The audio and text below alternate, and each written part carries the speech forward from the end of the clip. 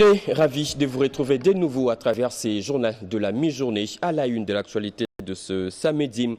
Sommaire. Le bruit du train entre Kinshasa et Matadi, le trafic fermé il y a 5 ans pour des gros travaux est désormais opérationnel et c'est le chef de l'État. L'arrêt de ces trafics et à l'occasion, le président de la République a aussi réceptionné cette voiture voyageurs automotrice. Les images à suivre au début de ce journal. Également, au sommaire de votre 13h30. Sommaire. Encore sous les eaux, dans quelques rivières de la capitale et dans le fleuve Congo. Les eaux peuvent couler paisiblement. Les ministres des Infrastructures, John Balou, vient de lancer une vaste opération de drague et de balisage d'eau. Ces travaux qui sont exécutés par l'Office des voiries et drainage visent à mettre fin aux inondations à Kinshasa et d'autres villes encore sous menace. Voilà pour le titre. Mesdames et messieurs, bonjour et bienvenue à vous sur nos régionales à la radio-télévision nationale congolaise. Les industries congolaises menacées et en danger par des produits importés qui continuent d'étouffer la production locale. Conscient de la situation qui date depuis plusieurs années, le chef de l'État veut inverser la tendance. Félix Antoine Tshisekedi a instruit le gouvernement à mettre en place en urgence des mesures d'allègement des taxes à l'importation des produits locaux. C'était au cours du dernier Conseil de ministres présidé hier à la Cité de l'Union africaine. On écoute un extrait de cette réunion avec le porte-parole du gouvernement, Patrick Muyaya. Le président de la République tient à l'impératif pour le gouvernement de promouvoir une politique résolument tournée vers la souveraineté alimentaire et la valorisation de nos potentialités nationales. Ce qui appelle à la protection et au développement de notre industrie locale pour assurer l'accès durable à une alimentation de qualité, créer des emplois, réduire notre dépendance extérieure, préserver nos devises et renforcer notre souveraineté économique.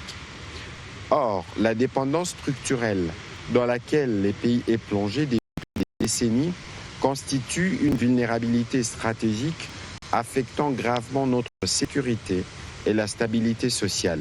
L'industrie congolaise est aujourd'hui menacée, entre autres, par l'invasion massive de produits importés, souvent subventionnés, faussant la concurrence et étouffant la production locale, la contrebande et les pratiques frauduleuses, notamment les phénomènes d'Ibilanga qui alimentent les marchés illicites à bas prix.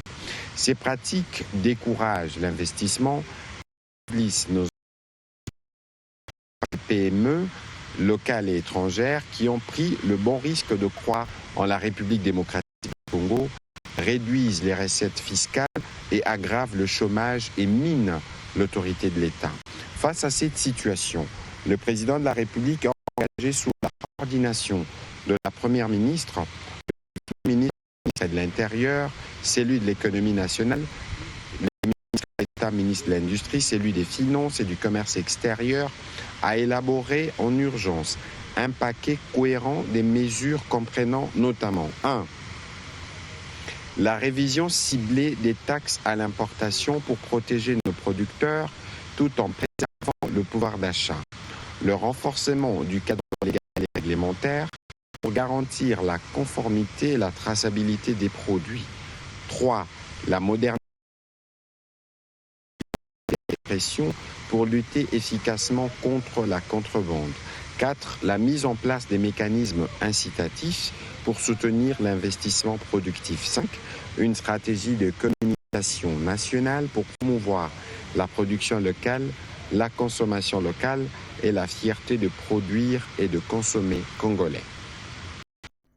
Je le dis au sommaire, c'est le grand retour du trafic ferroviaire entre Kinshasa et Matadi, un trafic fermé depuis 2020. Et c'est le chef de l'État, Félix Antoine Tshisekedi, qui a lancé officiellement la reprise de ces trafics. Et à cette même occasion, le président de la République a aussi réceptionné cette voyageur automotrice.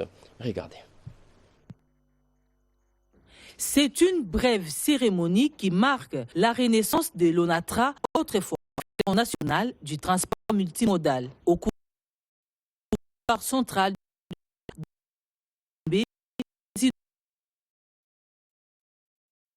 a lancé la reprise du trafic ferroviaire Kinshasa-Matadi, un tronçon long de 365 km. Par la même occasion, le chef de l'État a réceptionné cette voiture à voyageurs automotrices acquise sur fonds propres de l'Office national des transports ONATRA. Ces nouvelles voitures acquises grâce à une collaboration avec une entreprise.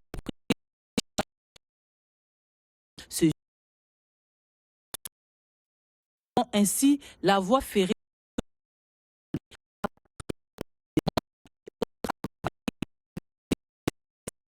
a été marquée par 3 prises de parole. Le directeur général de l'ONATRA, Martin Loukoussa, a exprimé sa gratitude au chef de l'État pour son leadership qui a permis d'ouvrir le trafic ferroviaire entre la capitale.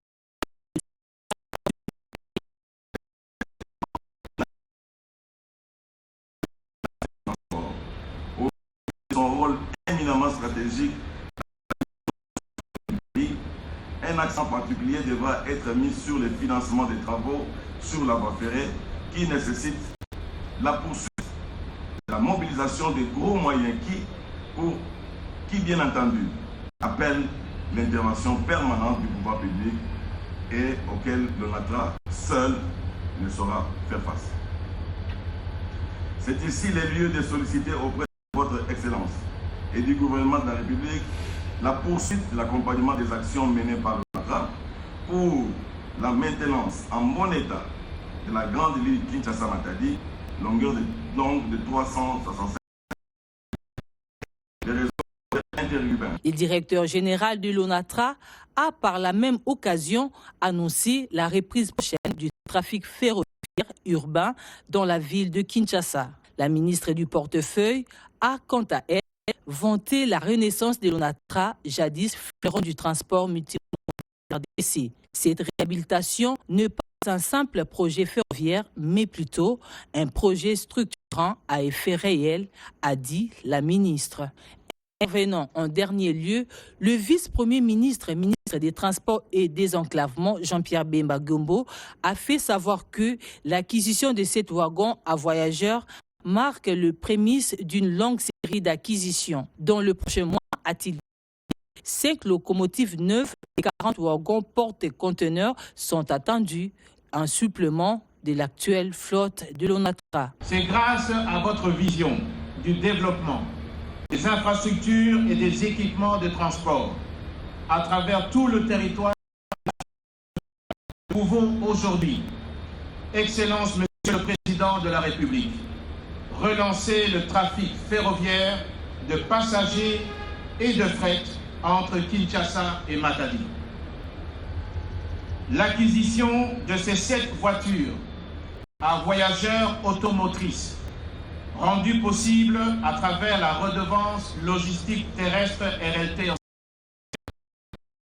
et le gouvernement pour le renouvellement de l'outil de travail et des infrastructures, constitue un levier considérable dans le redressement des activités de l'ONATRA. L'intersyndicale de l'ONATRA a loué l'implication du chef de l'État Félix Tshisekedi dans la reprise du trafic ferroviaire. Une grande joie pour nous, de l'ONATRA, parce qu'aujourd'hui la reprise des trafics ferroviaires, une réalité, parce que c'est conformément aux décisions du président de la République lors de 73e réunion du Conseil des ministres. Le président a insisté sur la reprise des trafics ferroviaires Kinshasa.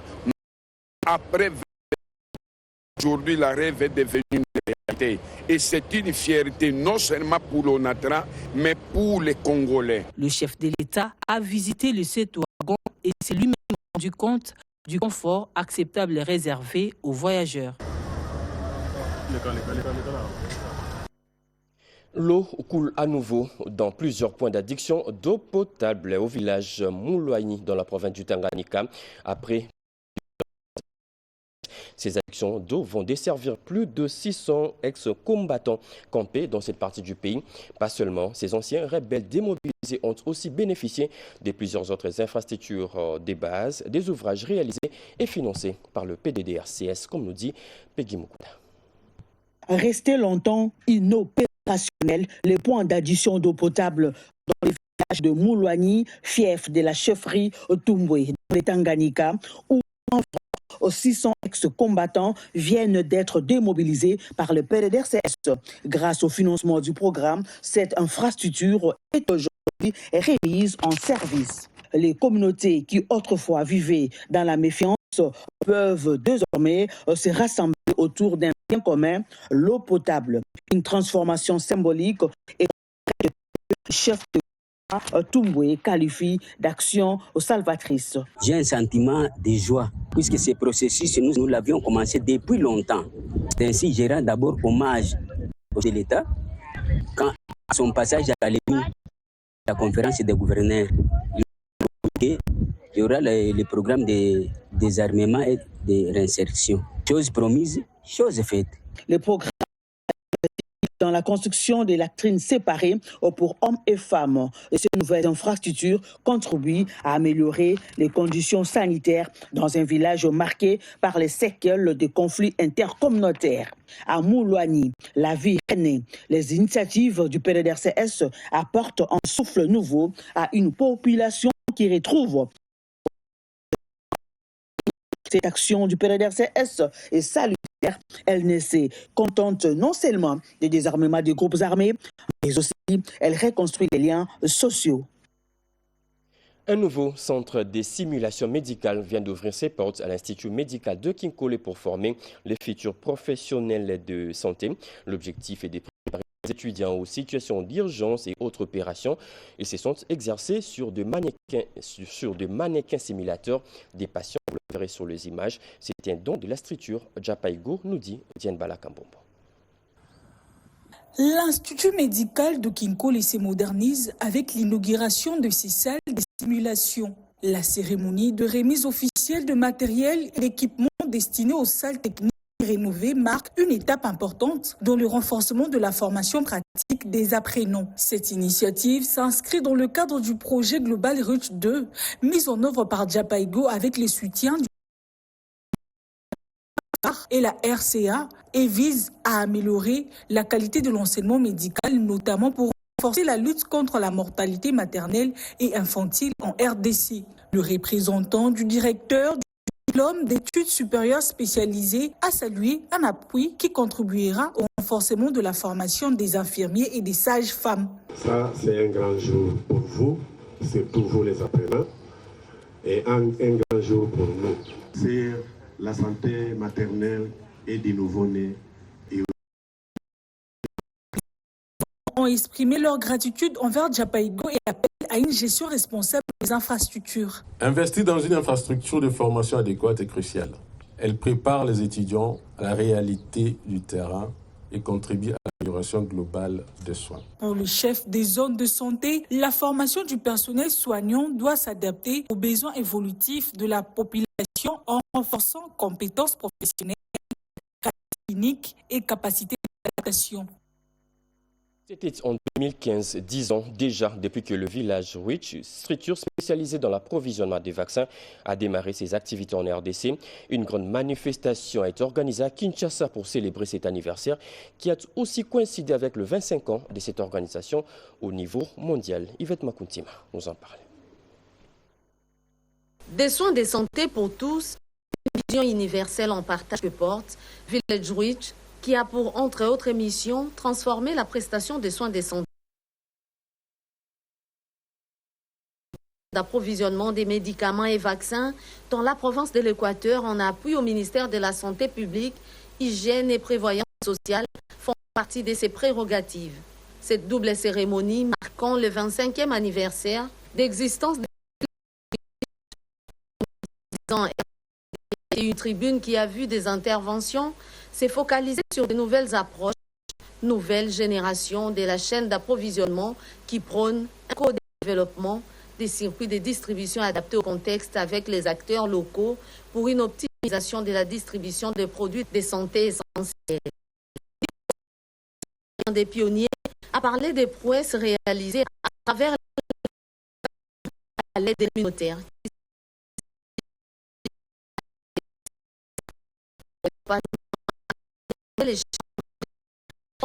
La COVID-19 qui atteint 31% des vaccinés sur le président et directeur général des villages riches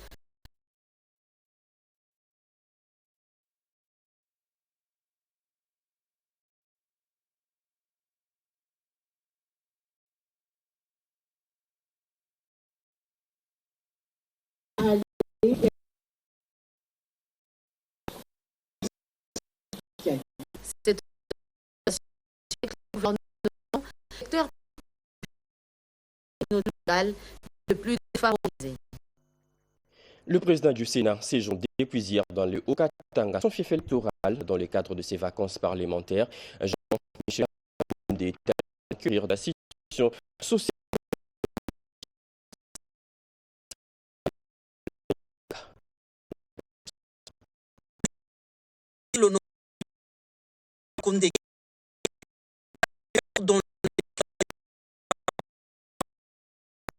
De la session budgétaire d'octobre. Il a été accueilli par le gouverneur intérieur de la Tanga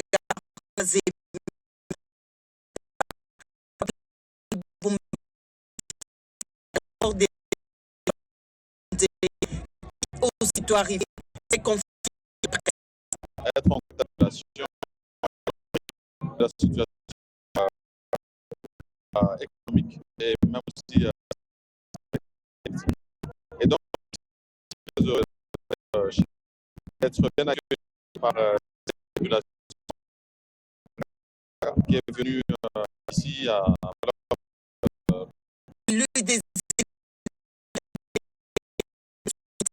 avant d'évoquer la massacre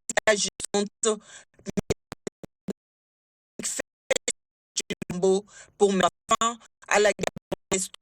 Vous savez que notre pays traverse toujours cette diplomatie, notamment à travers les processus de Washington et de Doha, sur lesquels nous allons être membres de l'Union de la Nation et le 22e congrès. Nous sommes justement dans cette préparation de cette politique à ce monsieur le président de la République, Félix Silombo. Donc ça sera aussi l'occasion pour les politiques là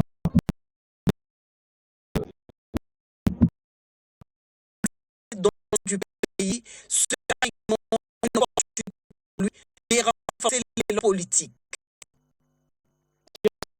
Activité réalisée par le Fonds national des promotions de services nationaux. Les sujets sont débattus au d'un échange entre le directeur général des sections et une délégation parlementaire en mission d'établissement. Le majeur oriente cette mission dans d'abord évaluer l'exécution du cahier des charges 2021-2024 signé entre les communautés locales et la société Alpine Busy Mining dans le territoire de Walikale. Ensuite, contrôler l'utilisation de la dotation obligatoire de 0,3% du chiffre d'affaires des entreprises minières prévues pour financer des projets de développement communautaire, établissements publics sous tutelle du ministère des Affaires sociales. Le FNPSS a présenté un tableau des réalisations concrètes issues de la encore tour ici à Kinshasa avec certains services de l'État. Et ensuite, nous irons à Béni.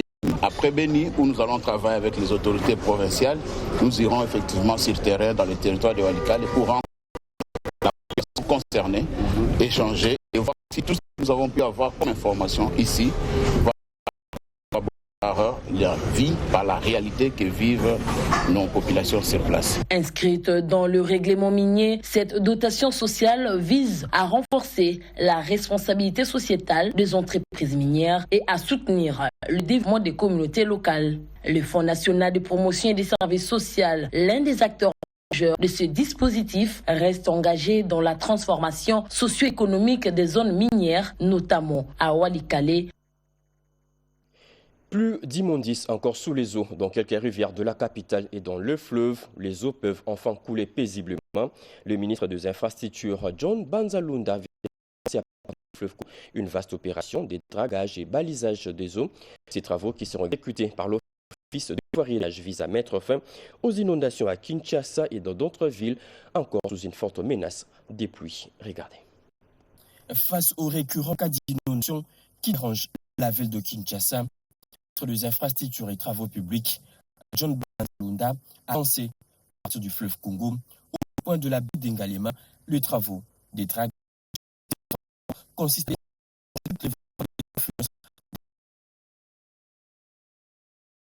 le ministre John Banzalo en à finir complètement avec la problématique d'inondation sur la ville de Kinshasa, conformément à l'instruction permanente du président de la République, Félix-Antoine Tshisekedi Tshilombo. Nous sommes en train de travailler en synergie parce que le fleuve connaît aussi un niveau d'ensablement très significatif.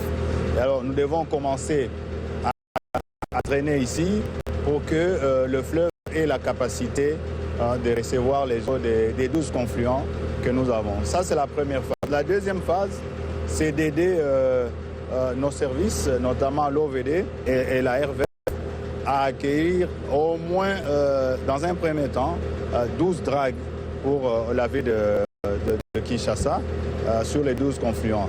Donc, c'est une action aussi dans toutes les villes qui sont adjacentes au fleuve Congo.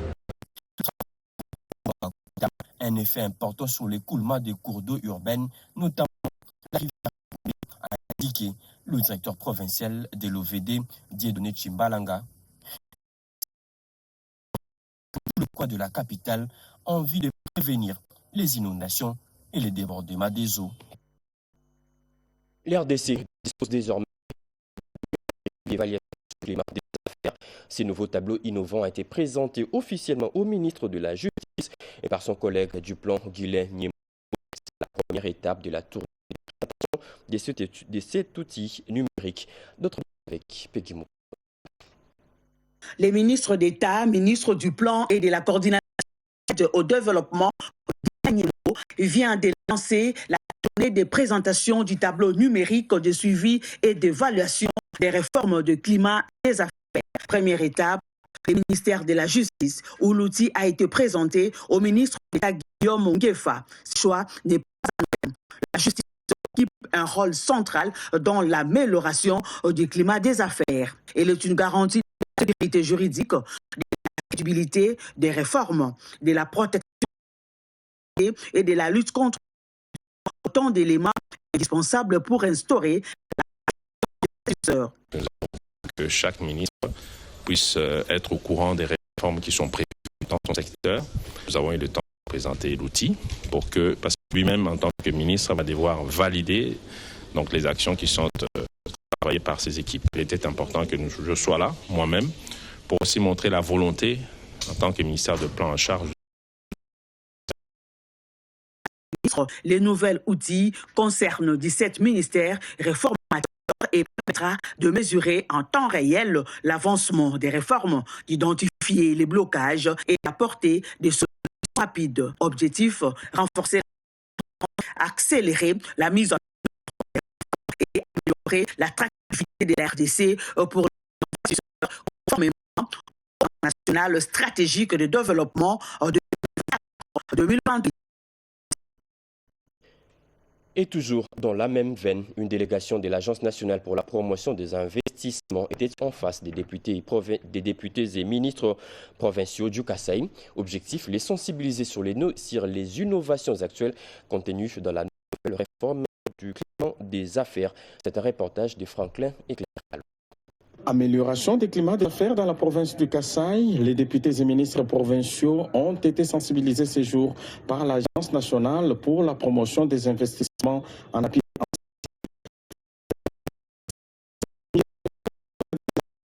En appui, explique les ministres provinciaux.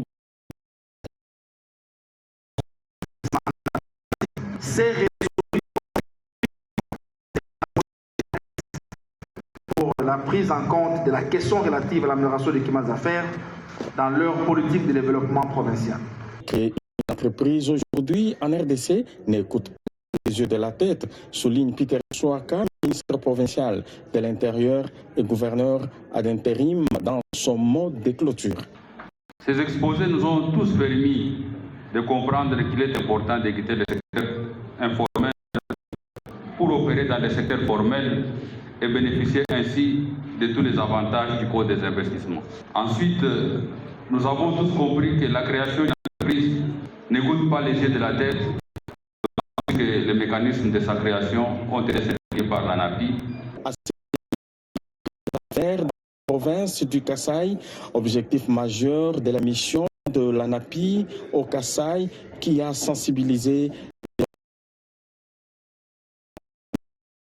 le provincial, le climat des affaires ainsi que les députés et ministres provinciaux du Kasaï. Le ministre délégué de la Défense a hier une partie de sa journée de travail sur le terrain. Eliezer Tamboué est à l'Université pédagogique nationale pour un contrôle physique.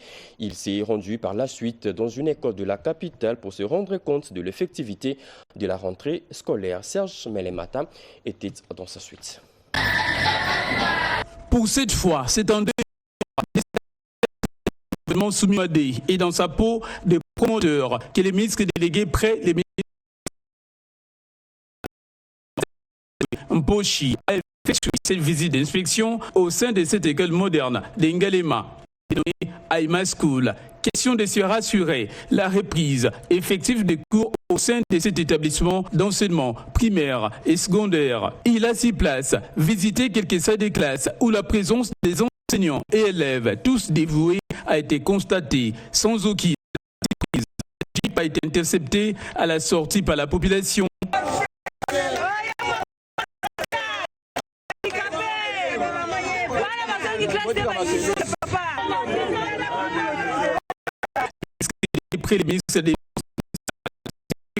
C'est par la suite rendu Indine Fils Maison, les doctorants et les étambouis reçus par l'académique s'est plié à toutes les exigences pour les contrôles physiques recommandés par l'université en tant que personnel enseignant. Très courtois, les doctorants et les étambouis naissaient la guerre pour saluer et honorer les siens. Politique, l'assistant a retrouvé une fois de plus sa famille. Loin d'être anodin, ce passage est un véritable signe de respect envers son alma mater. Le ministre d'État en charge de l'agriculture séjourne à Béni au Nord Kivu. Sur place, il a procédé au lancement de la campagne agricole 2025-2026. Une ambiance festive a marqué à l'aéroport de Mavivi du ministre d'État et ministre de l'Agriculture, Mouinzangi Boundo, en mission officielle dans la ville de Béni. Il a été accueilli chaleureusement par une foule nombreuse, par la directrice de Béni, Madame Kassera Sivalian Alphonsine, en présence locale, plusieurs agriculteurs et opérateurs agricoles, accompagnés de Madame la directrice générale de l'ONAPAC. Le ministre est venu pour procéder au lancement officiel de la campagne agricole. La population du Nord, qu'elle m'accompagne à planter massivement ou en adhérant massivement à ces 2 grandes campagnes. Et la campagne de produits pérennes. Il s'est dirigé directement à l'office du gouverneur de la province du Nord Kivu, le général-major Évariste Somo Kakoulé, pour présenter les civilités du coutume avant de se diriger vers le bureau de l'ONAPAC, secteur de Béni.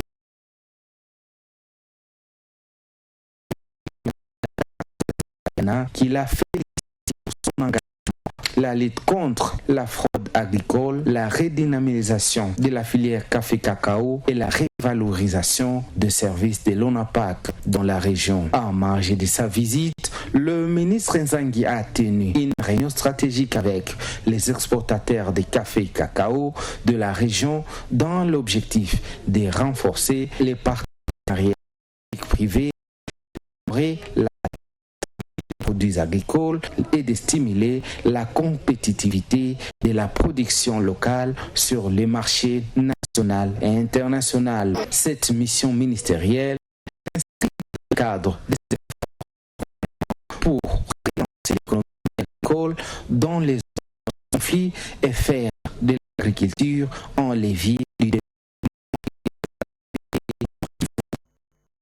La dernière journée, c'était hier que la 47e édition foraine de la Forêt internationale de Kinshasa avait officiellement fermé ses portes. Dans le reportage que vous allez suivre tout à l'heure, nous faisons quelques pas en arrière pour vous parler de la visite du directeur général de l'UNPP aux différents stands et sur place. Jojo nous en parle.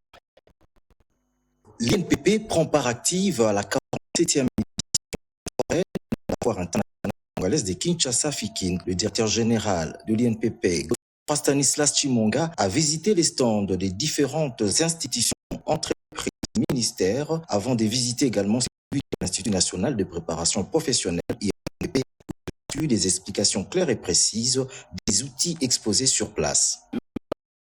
Ça sera pour nous, avec sa reprise, une belle fenêtre pour pouvoir présenter nos services et nous faire connaître davantage au public et aux entreprises